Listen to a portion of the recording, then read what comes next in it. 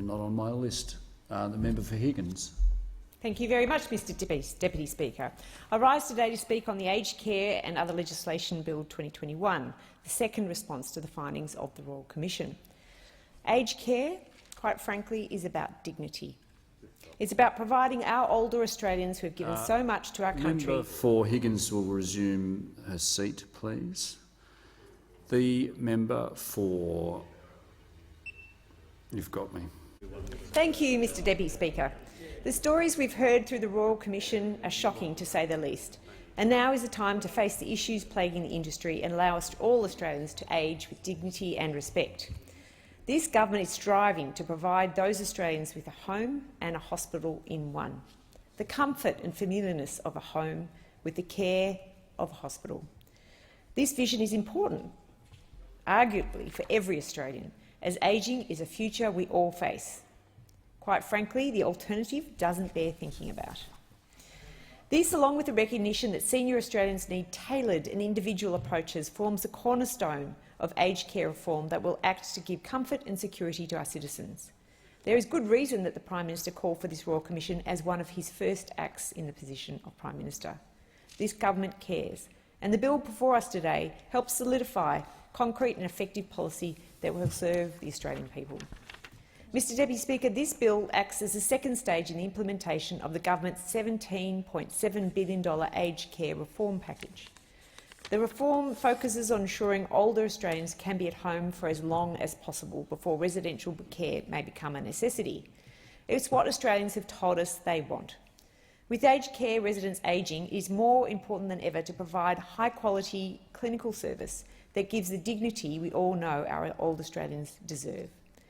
The bill stands to not only improve the governance of aged care providers by increasing the influence of those with clinical experience, but it also restructures the funding model to ensure the individuality of not just the service provider but that of the residents to be held at utmost importance in important decisions related to funding. The Royal Commission exposed a lot of shortcomings in the sector, and the Morrison government sees this bill as one part of the efforts to increase the quality of this sector. Mr Deputy Speaker, the first schedule acts to amend the Aged Care Act and the Transitional Act to enable the introduction of the Australian National Aged Care Classification.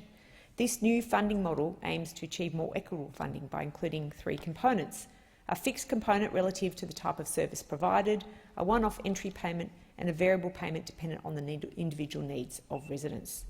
This funding model places focus on the individuality of the resident and the service offered, ensuring Australians can actually get the services they need. This makes sure funding is utilised effectively. Schedule 8 closely acts with this as it expands on the functions of the Independent Health and Aged Care Pricing Authority.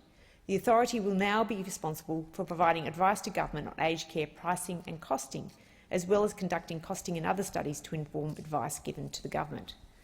Mr Deputy Speaker, as the baby boomer generation reaches 80+ years in the next decade or so, this preparation is important more now than ever.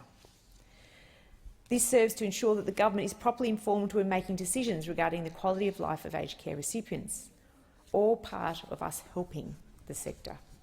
At this juncture, I'd like to acknowledge and recognise the many wonderful aged care workers in Higgins who have worked tirelessly to support our older Australians through the COVID pandemic. And as we know, last year Victoria faced an incredible outbreak of COVID-19, with a very high mortality rate in our aged care sector, since we know those over the age of 70 were most at risk of dying from COVID. I'm pleased to say the vaccination rates across Australia, both of aged care workers and of aged care residents, is well over 90, which means that that sector is very well supported and protected as we've had to deal with the Delta outbreak this year. I also want to thank the fantastic aged care providers in my electorate of Higgins, including Arcare Malvern East, Regis Armidale, Samarinda in Ashburton, Brimley in Carnegie, Darnley in Toorak, and Emmy Monash, which is just across Dandenong Road. They have provided such a great service locally for many people in my electorate. Mr Deputy Speaker, the second schedule relates to the manner in which aged care workers are screened pre-employment. Instead of existing police checking obligations, aged care workers will be screened by a nationally consistent check specific for them. This allows aged care services to spend more time caring and less time burdened with paperwork. The third schedule is closely related to this and serves to allow the Aged Care Quality and Safety Commissioner to construct and enforce a code of conduct applying to all approved providers of aged care services. The Commissioner will be able to receive information and make informed decisions regarding enforcement actions in the case of substantive breaches. This gives the Commissioner the necessary teeth to provide the necessary oversight. It directly addresses Royal Commission Recommendation 77, which suggested such a development of a code of conduct. Moreover, Recommendation 103 is addressed, since the Commissioner will be able to issue banning orders against aged care workers, prohibiting or restricting them from being involved in specific activities. This forms part of a key recommendation so that we can ensure that the aged care workers are not only checked to ensure that they do their role honestly, but also that sanctions are provided in the case of misdeeds. Schedule 6 serves to add to this by acting to increase information sharing between Commonwealth bodies across aged care, disability and veterans affairs in relation to non-compliance of both providers and workers.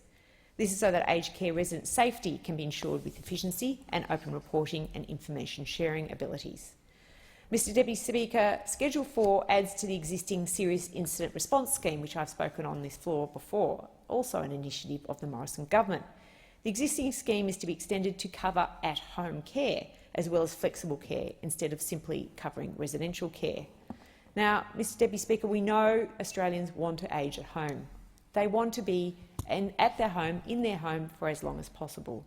And the Morrison government has provided a significant injection of funds to increase home care packages so that Australians can age at home for longer.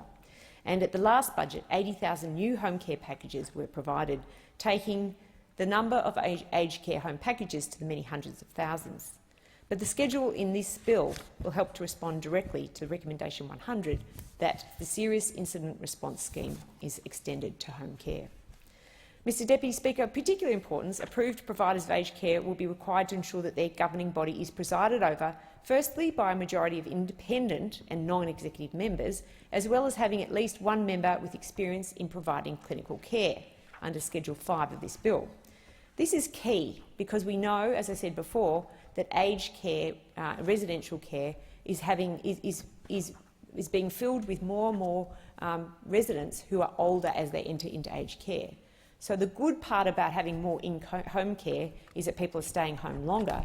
The difficulty is that the aged care residences are being filled with people as they're getting older, and so the average age of someone in an aged care residential facility has moved from being an average in the 70s now to being the average in their 80s. So there's been an increase of the median age of residents by about a decade.